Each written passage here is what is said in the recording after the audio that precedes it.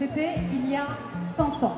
Après des années de bataille, face au refus du fondateur des Jeux modernes d'intégrer les femmes à la compétition, Alice Mia crée la Fédération sportive féminine internationale et les tout premiers Jeux olympiques féminins. Nous sommes ensemble ce soir pour l'inscrire à nouveau dans ce récit du sport et ajouter à ses côtés les noms de celles et ceux qui font perdurer son héritage.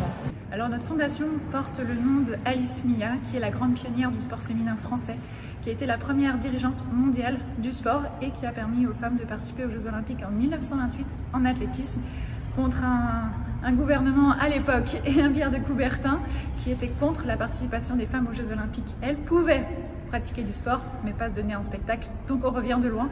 Et c'est pour mettre à l'honneur justement Alice Mia. Rendre visibles les invisibles, c'est le credo, et surtout mettre toutes les femmes dans le sport à l'honneur et toutes les sportives aussi dans la société pour faire mieux avancer le sport de manière égalitaire. Bonsoir à tous, bonsoir, merci beaucoup d'être avec nous. Pour moi, le sport, c'est le vivre ensemble et c'est l'inclusion, c'est une place pour tous. Le rôle de cette fondation, c'est de réécrire l'histoire, de raconter un nouveau récit où finalement les femmes reprennent la place qui leur est due. Et c'est le cas d'Alice Mia, qui est une véritable figure féministe du monde du sport et plus largement, comme le sport est un miroir grossissant aussi de la société, il s'agit de redonner ces lettres de noblesse à une femme qui a œuvré pour le bien commun. Alice Mia, c'est celle qui a permis aux femmes aujourd'hui de disputer les Jeux Olympiques. Moi, je suis journaliste dans le sport, donc à la base, j'évolue dans un milieu qui est plutôt masculin.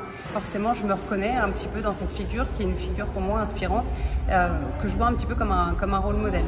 Au siècle dernier, c'est le sport féminin et en définitive le sport tout court qu'Alice Mia a révolutionné. Pendant 20 ans, elle fait tomber une à une les forteresses qui se dressent sur la route de la pratique sportive féminine. C'est ainsi que dans l'effervescence politique et sociale de ces années folles, durant lesquelles certaines sportives, notre tenniswoman Suzanne Lenglen, éblouissent le monde par leurs performances, les barrières qui sautent une à une. Et suite au succès de la deuxième édition de ces Jeux féminins en Suède en 1926, c'est le CIO qui se rend à la raison en autorisant enfin les femmes à participer aux épreuves d'athlétisme lors des Jeux d'Amsterdam. Cette force de faire bouger les lignes, vous en êtes avec votre fondation Alice Mia, les héritières et les dépositaires.